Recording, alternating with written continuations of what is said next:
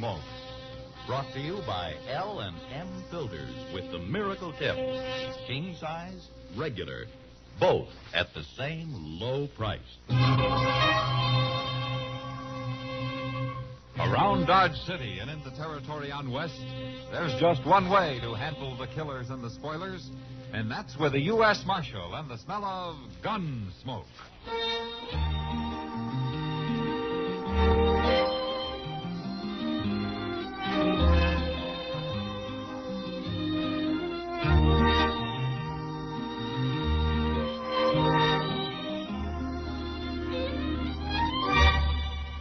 Gunsmoke, starring William Conrad. The transcribed story of the violence that moved west with young America. And the story of a man who moved with it. I'm that man, Matt Dillon, United States Marshal. The first man they look for and the last they want to meet. It's a chancy job, but it makes a man watchful. And a little lonely.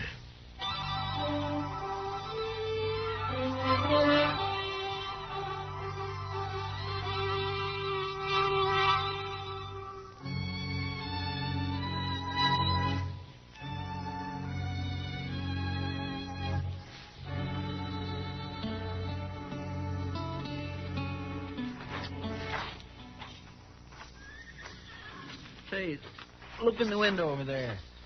In the restaurant, Mr. Dillon. What? Doc's got himself a girl. What? Well, I'll be. I never saw her before, Chester. He's waving at us. He wants us to come in. Oh, all right.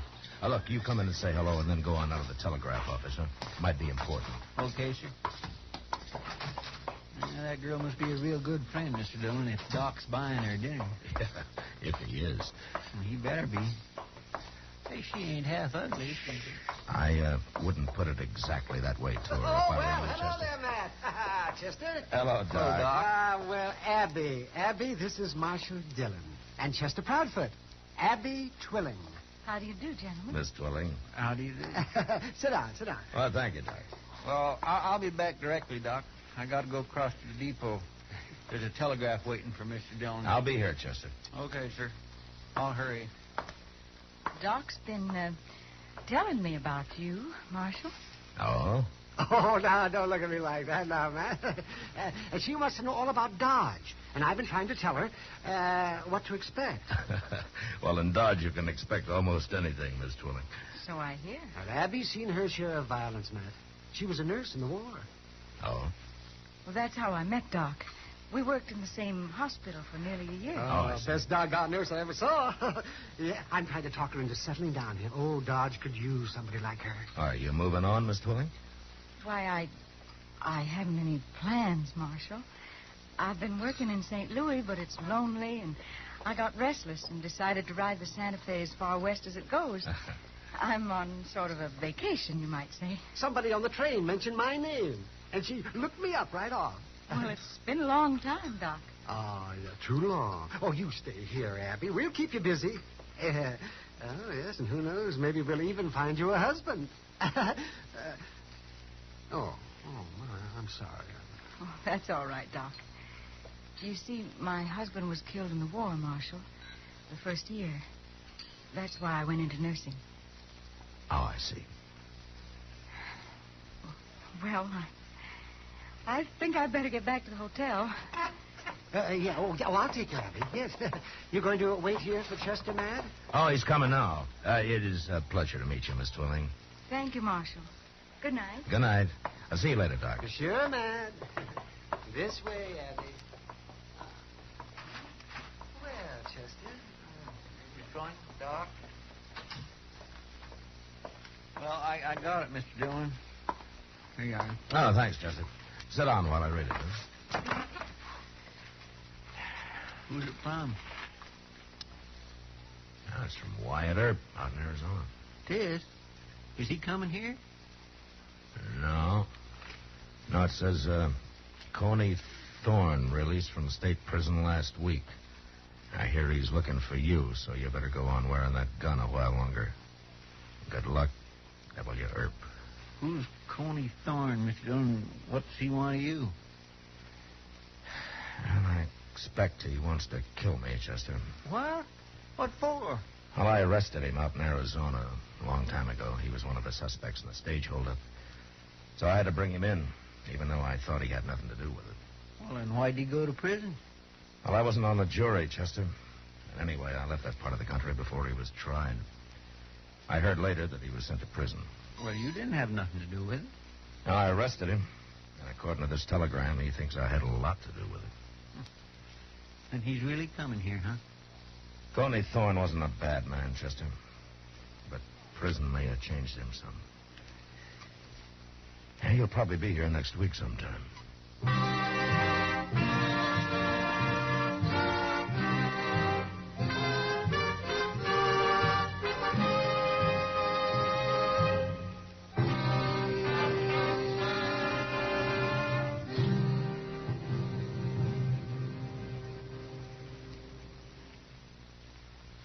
L&M filters are sweeping the country. L&M, the filter tip cigarette everyone's talking about. Everyone's changing to. Here's what John Robert Powers told us. I never realized a filter cigarette could taste this good, and at the same time filter so much more effectively. I'm convinced this is it. And Patricia Morrison says, I changed to L&M filters, and I'm so glad I did. Because here's a filter cigarette that really tastes the way a cigarette should. David Wayne wrote, L&M's have the best filter of them all. Miracle Tip is right. There's nothing like it. Yes, L&M filters are truly sweeping the country, breaking more sales records every day. The reason? It's the filter that counts, and no filter compares with L&M's Miracle Tip. Notice how easy it draws. You get much more flavor, much less nicotine. Yes. This is it, L&M filters. This is it, something new. Now 2 sizes. L&M filters, you king size and regular too. This is it, L&M filters. L&M filters with the Miracle Tip. So join the trend to L&M. King size, regular, both at the same low price.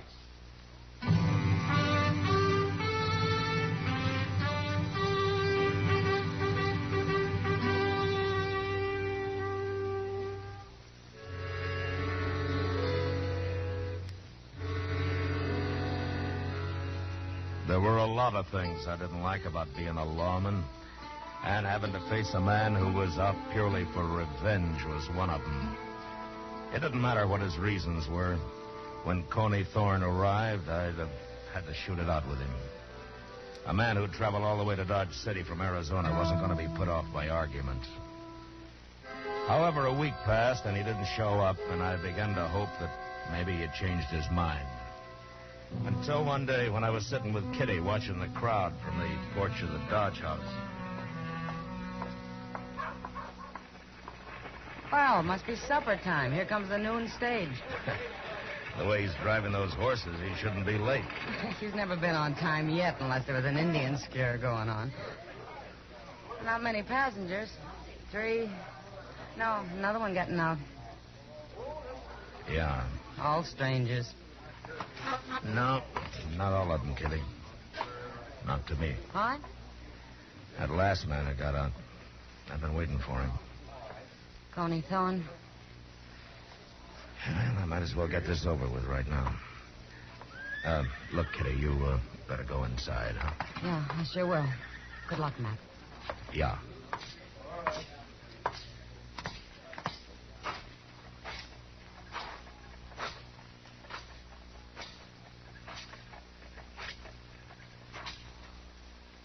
Hello, Coney. Dillon? What took you so long? I was expecting you last week. How'd you know I was coming? You must have told somebody. You got friends everywhere, ain't you, Marshal? I never thought you had anything to do with that holdup, Coney. I told you at the time I was sorry I had to take you in. I've been 5 years in prison, Marshal, no matter what you thought. I'm not apologizing. But you're free now, Coney. Why do you want to die? What makes you think I'm going to die? Well, a man in prison doesn't get much chance to handle a gun. You must be pretty rusty by now. A lot of ways to kill a man, Marshal. In the back? Think about it. Now, you've changed, Coney. You were a man once. 5 years in prison, Marshal, wasn't any good. Nearly went crazy.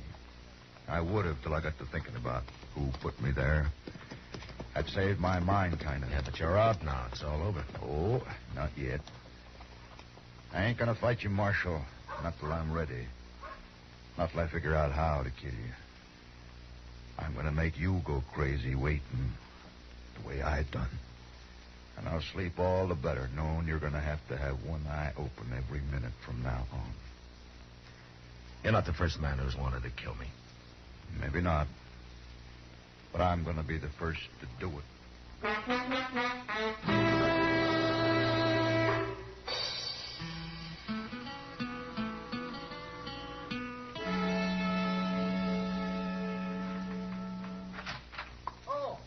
Good morning, Matt.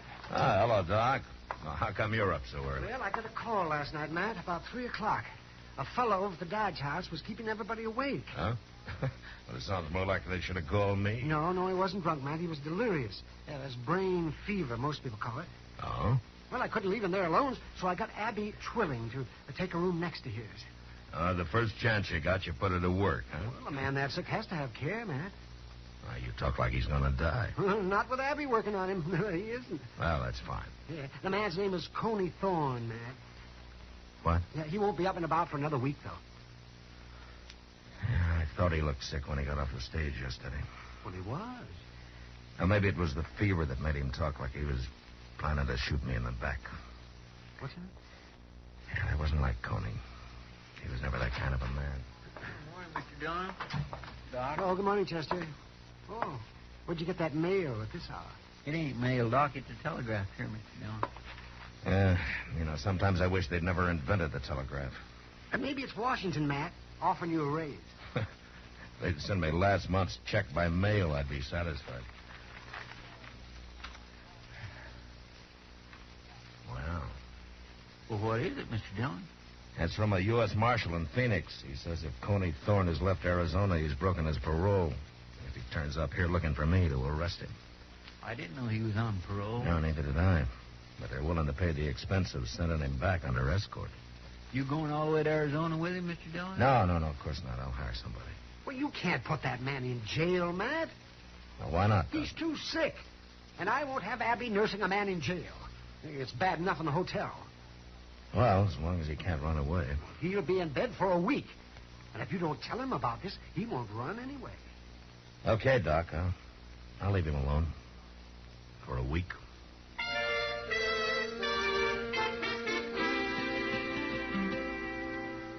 I kept track of Coney's progress through Doc.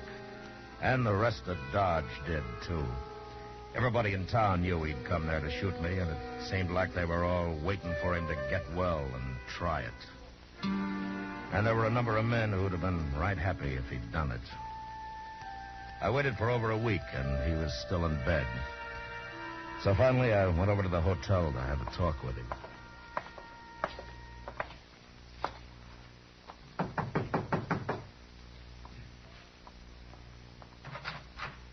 Oh, Marshal Dillon. Hello, Abby. Can we come in? Why, of course. Come in. Thank you. Hello, Chester. Hello, Miss Dillon. Oh, where's your patient? Oh, this is my room, Marshal. He's right through there. I have it arranged this way so he won't be disturbed. Now, is he still sick, Abby? He's better. Well, Doc says that he could get up. Please, Marshal, give him a little more time, a couple of days. It's very important. It is? I know what he came here for. It doesn't matter to you if he stays in bed a while longer, does it? No, but if he's well, why are you keeping him in bed? It's good for him. Coney needs a rest like this. You've no idea how much he needs it. Please, Marshal. Abby, Yes?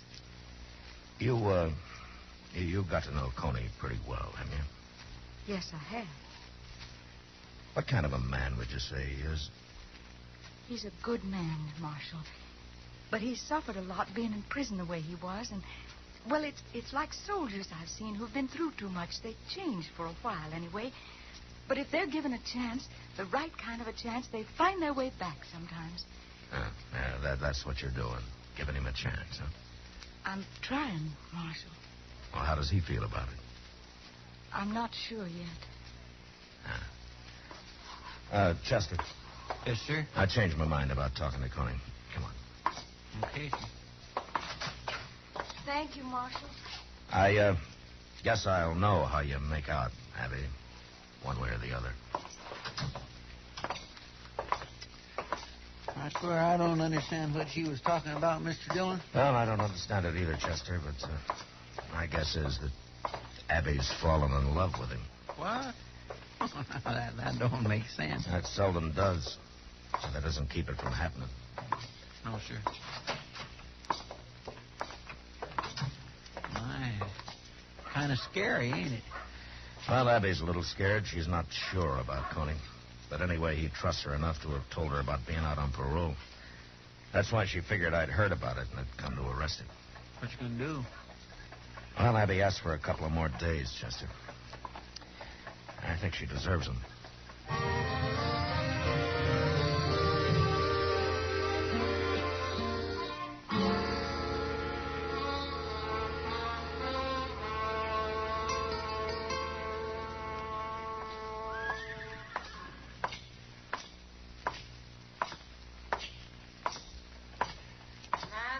What?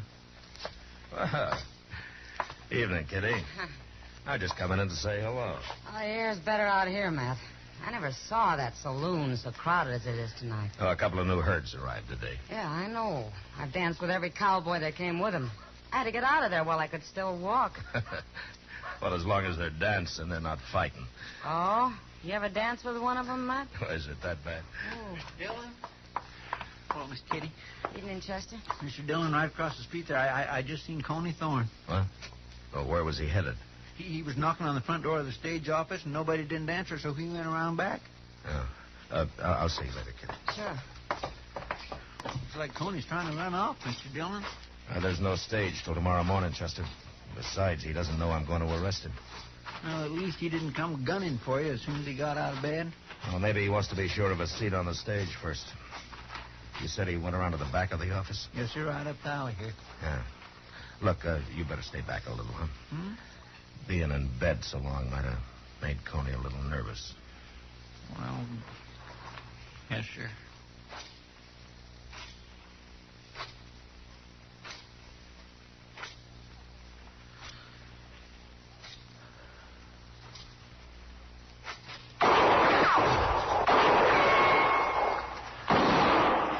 Chester! You all right, Mr. Dillon? No, he didn't hit me. But I didn't hit him either. He had a horse waiting out there. Come on, if we hurry, we can still follow him.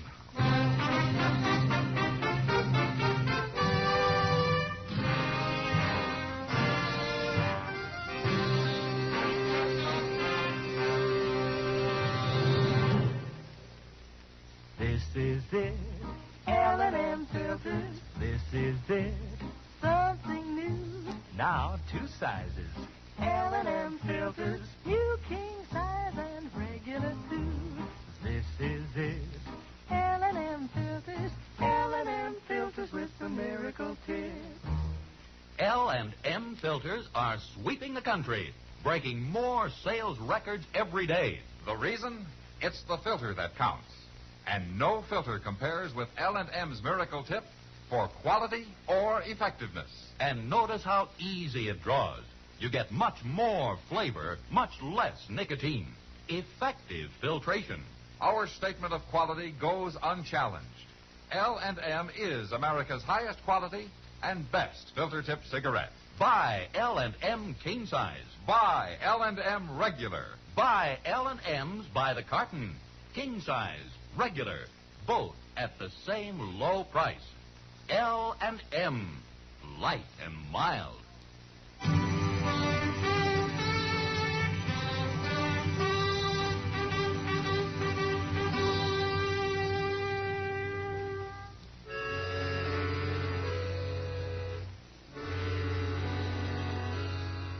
With the full moon to help us, Chester and I didn't have much trouble staying on Coney Thorne's trail once we hit it.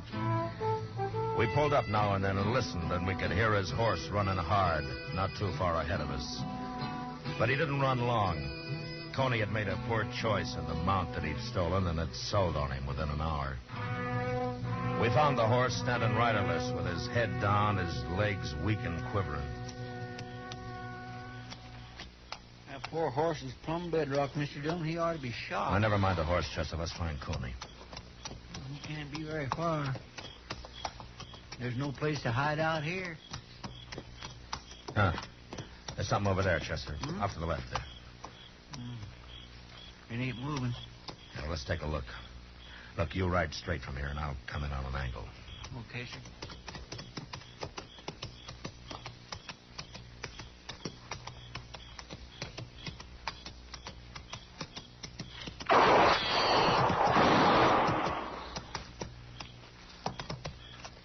All right, ride in, Chester, but be careful.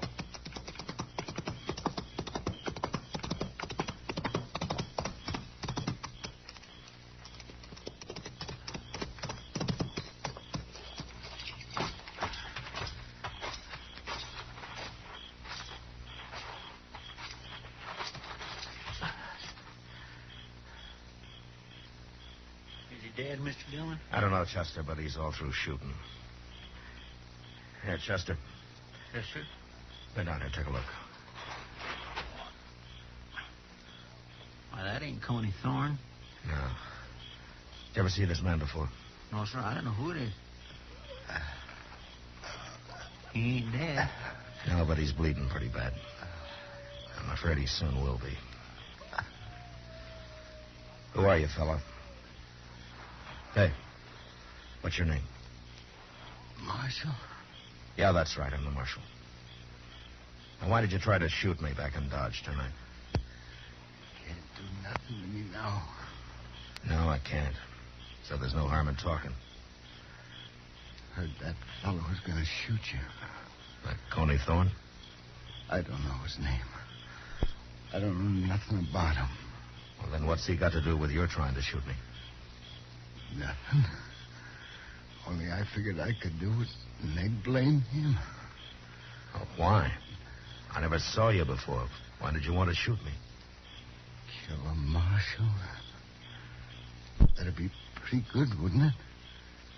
Kill a marshal? Yeah. Yeah, that'd be pretty good. Didn't work. You kill me.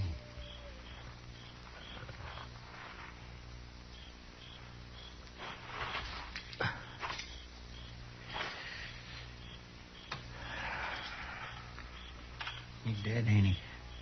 Yeah, he's dead. A darn fool. What good would shooting you have done him? Hell, it made him feel better for some reason, Chester. But why? I don't know. Just the idea of shooting a marshal and getting away with it, I guess. He didn't have any more sensible a reason. No, sir. Well, let's get him buried. It'll be daylight before we get back to Dodge as it is. I still got to find Coney.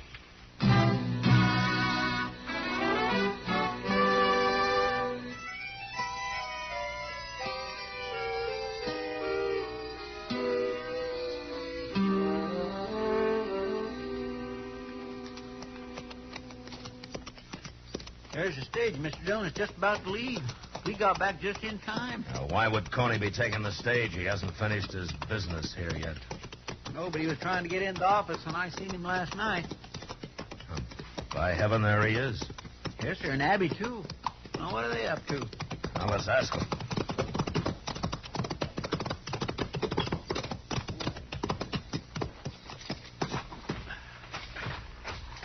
Let him stand, Chester. Yes, sir. Now, don't you do a thing, Coney. It'll be all right, I tell you. Why do you have to come back now? Good morning. Good morning, Marshal. You, going someplace, Coney? Well, I heard about last night, Marshal. But it wasn't me shot at you. You know it wasn't. I found the man that did it. I ain't gonna kill you. That's all over, Marshal. It is. It was like being crazy, Marshal, for a long time. And I got the fever, and Abby was there talking to me all the time, taking care of me. Now, somehow, I ain't mad at nobody. Well, I'm glad to hear that, Coney. Being in prison so long when I was innocent, it was bad, Marshal. Yeah.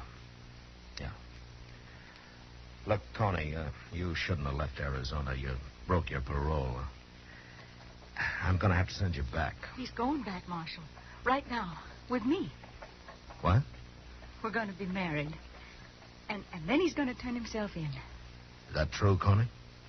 I'll get another year, but Abby says it's the only way. You're going to get married, huh? We'll make out, Marshal. But please don't arrest him here. Let him go alone with me. It isn't much. You can give him that. Chester, Yes, sir? go over to the telegraph office and write something out and send it to the marshal in Phoenix, huh? Well, what'll I say? Tell him thanks for the warning. And tell him if Coney Thorne did leave Arizona and came here to shoot me, I'd arrest him quick. But knowing Coney, I think he's learned his lesson. He's got more sense. Yes, sir. Now get going. All of you.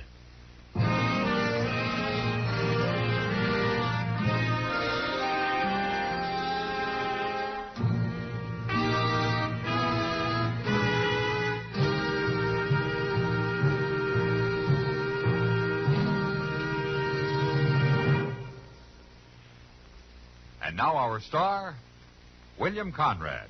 Thank you. If you're a filter tip smoker, you should be smoking L&M's. Everyone agrees L&M's are just what the doctor ordered. The first filter that really does the job and a real good taste to go with it. Maybe you'll prefer L&M's king size as I do. But either size, I know you'll like them, and I know you'll stick with them. L&M's. Try them.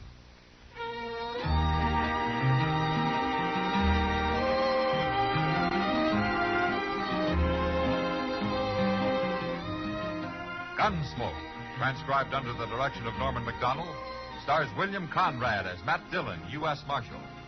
Tonight's story was specially written for Gunsmoke by John Meston, with music composed and conducted by Rex Corey. Featured in the cast were John Daner, Vivi Janis, and James Nusser. Harley Bear as Chester, Howard McNear as Doc, and Georgia Ellis as Kitty. Join us again next week as Matt Dillon, U.S. Marshal, fights to bring law and order out of the wild violence of the West in Gunsmoke. The makers of L&M filters also present for your television pleasure the new Stu Irwin Show. It's a happy half hour with June and Stu Irwin, which begins October 20th in most cities. Please check your local television listings for time and channel for L&M's Stu Irwin Show. Hear Gunsmoke every Saturday, this same time, this same station. Hear the great new Perry Como radio show every Monday, Wednesday, and Friday, 9 p.m. Eastern Standard Time, also on CBS Radio.